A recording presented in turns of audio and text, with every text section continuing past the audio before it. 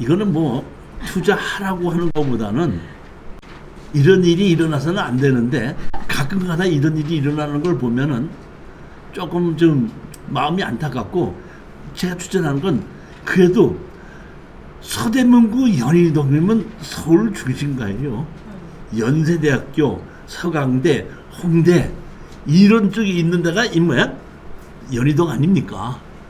거기에 아파트다 보니까 한번 떨어져 80%까지 떨어졌다면 한번 투자해볼 만하지 않느냐. 자, 주인이 누구냐면은 자 보십시오. 이 누구와 정 누구죠? 80년생이고 81년생이죠. 주소가 같죠. 같으면 이게 뭐 하는 사람들이죠? 침대를 같이 쓰는 사람들이죠.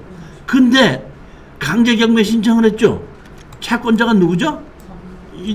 여기고 여기 누구죠? 정 씨가 이 씨한테다가 강제경매 신청했잖아요. 여기 보면 둘이서 같이 갖고 있는데 그러잖아요. 그러니까 제가 보면 현재 이게 등기를 할 때는 주소가 같아가지고 같이 했는데, 제가 보면 이렇게 집어넣었을 때는 이게 뭐야? 지금은 갈라졌겠죠.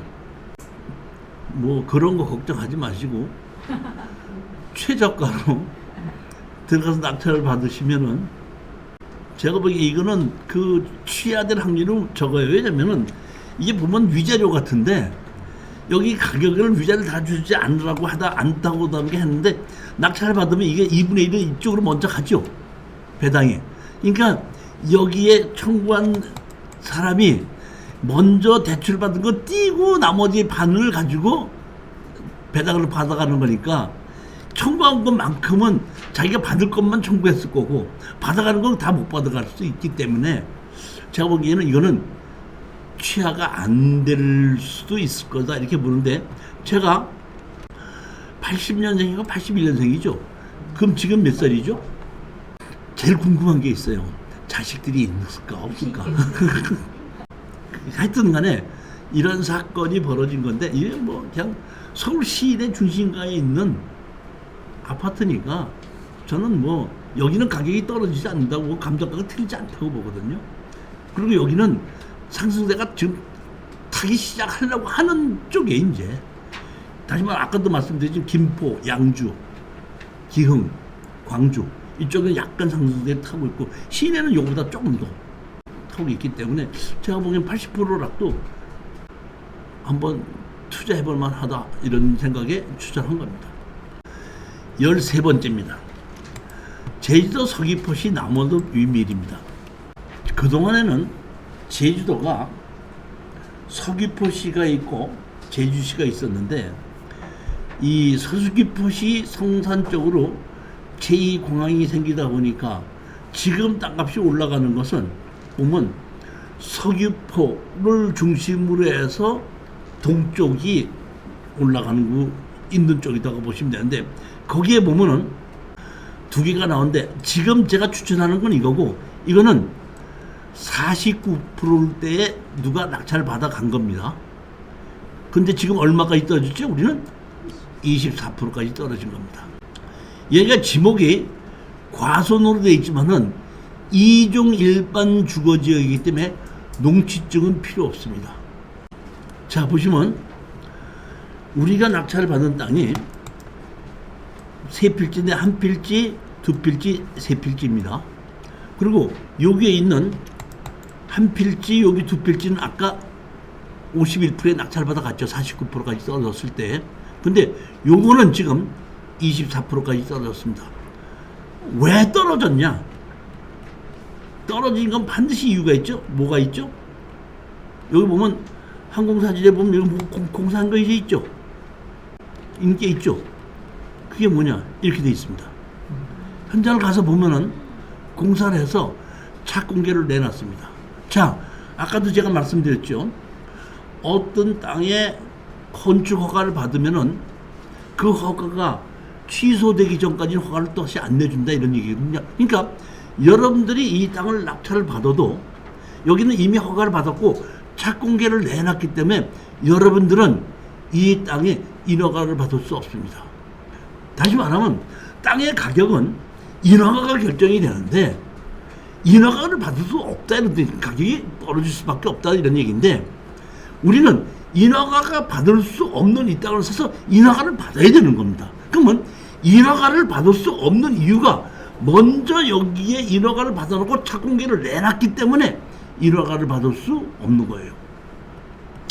따라서 우리는 여기에 인허가를 받은 것이 건축허가 2010년 건축허가 오피스텔 및 준주택 및 공동주택 단지형 다세대 이렇게 해서 여기 보면 유누구라고 돼 있죠. 유누구라고 돼 있지 않습니까?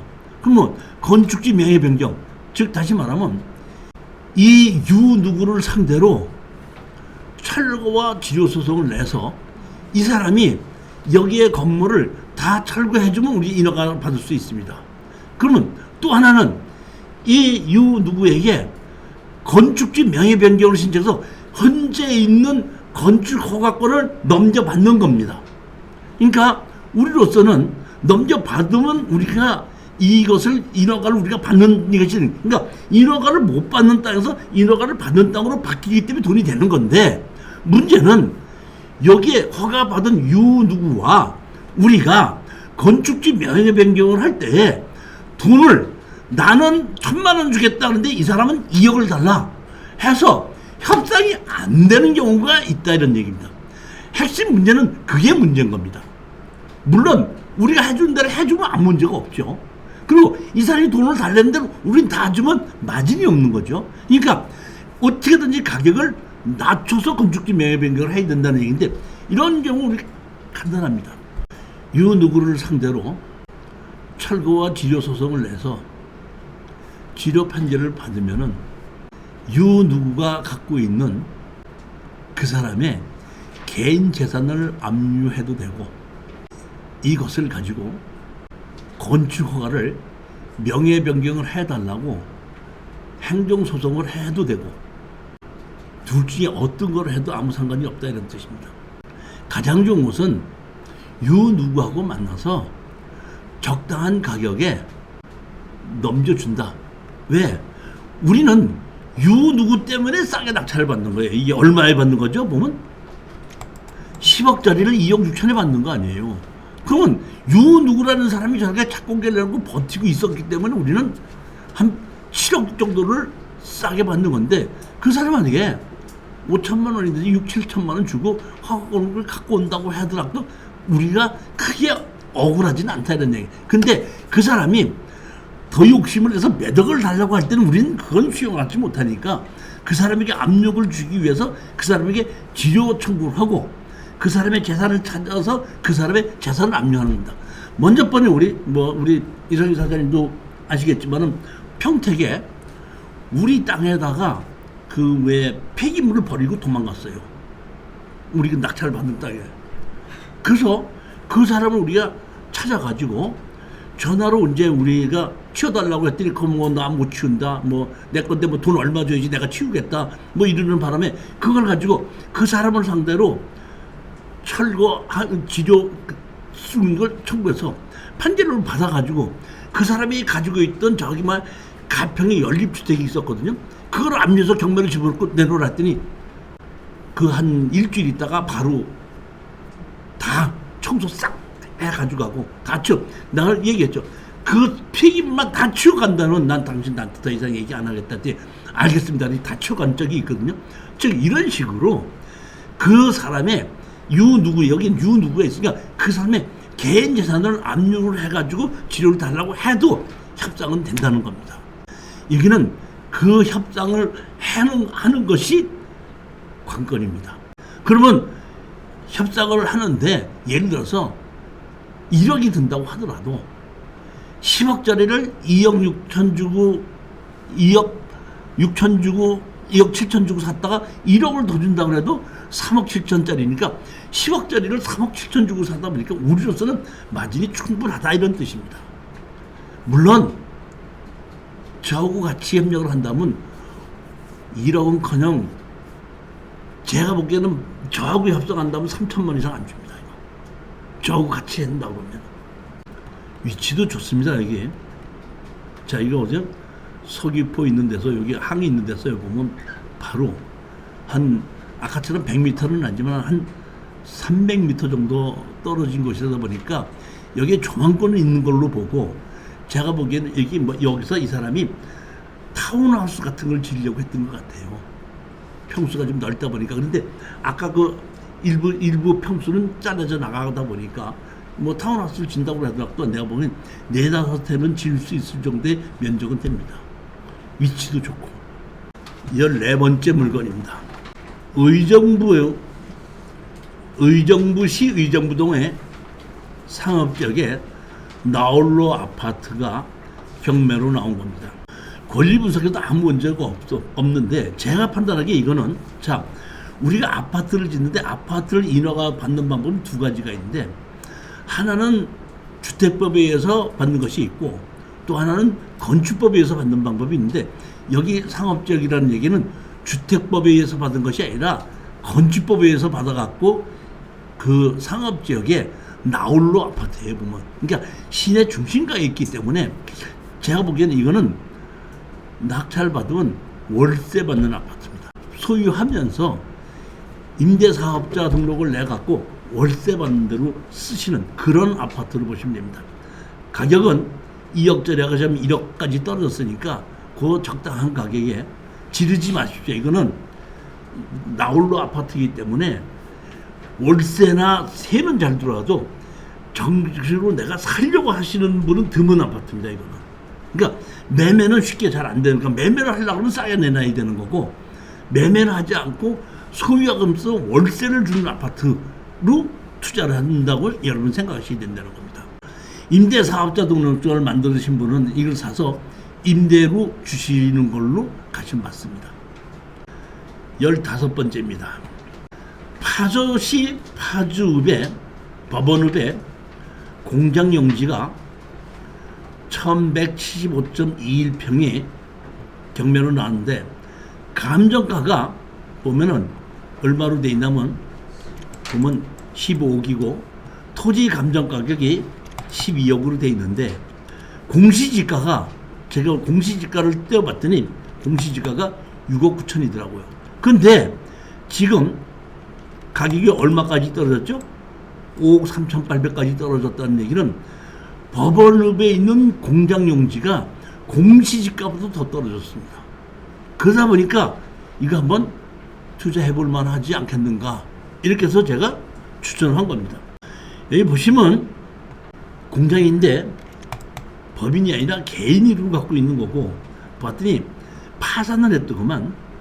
파산한 걸로 해서 파산관제인이 경매로 집어넣어서 땅하고 건물하고 다 나온 건데 여기에 이렇게 공장이 있고 공장용지 아까 제가 부여에 있는 것도 공장 하나 추천했고 이것도 지금 법원을 밀고 공장을 추천하는데 제가 뭘 보고 추천하는 거죠? 땅 가격 보고 최저 가격을 보라 이런 얘기죠. 우리는 어떤 땅이든지 인허가가 문제가 되는 거죠. 근데 공장이나 창고로 인허가가 났었다는 얘기는 앞으로 이걸 허물고도 언제든지 공장이나 창고로 인허가를 다시 받을 수 있는 땅이라는 얘기. 그러니까 인허가는 담보가 돼 있는 땅이라는 얘기거든요. 근데 인허가가 담보가 돼 있는 땅을 공시지가보다 싼데 그거를 투자 안 할 이유는 없지 않습니까? 다른 사람들은 생땅을 사갖고 인허가를 받으려고 몇 천만 원이 들이고 몇 억을 들이고 가고 개발행위 허가 뭐 무슨 허가 뭐 다 받아갖고 건축허가까지 다 받아서 몇 억이 들어가도 인허가를 받기 위해서 공장을 받기 넣는데 이거는 인허가 다 받아놓은 땅인데 감정 가격이 공시지가보다 싸다. 이런 거를 우리는 공장이나 창고 용지는 이런 걸 가지고 투자하는 걸 때 항상 보는 게 뭘 보냐면은 최저 가격과 건물은 빼놓고 토지의 감정가를만 보는 겁니다. 근데 제가 토지의 감정가는 반가격으로 떨어졌는데 공시지가하고 비교해봤더니 공시지가보다도 지금 더 떨어졌더라고요. 투자해볼 만하다고 해서 추천하는 물건입니다. 공장은 이렇게 쓸만한 것이 공장이 이렇게 있고 내부도 보니까 철골로 잘 되어 있죠. 보면 이렇게 잘 되어 있습니다. 이런 기계도 있고 물론 기계는 우린 고철로 봐야 되거든요. 뒤에 보면 그 LPG 가스통도 이렇게 있어갖고 거기서 쓰는 게 여기가 도시가스가 안 들어오니까 LPG 가스통으로 만들어 놓고 여기서 공장에서 돌려 쓴 것 같습니다.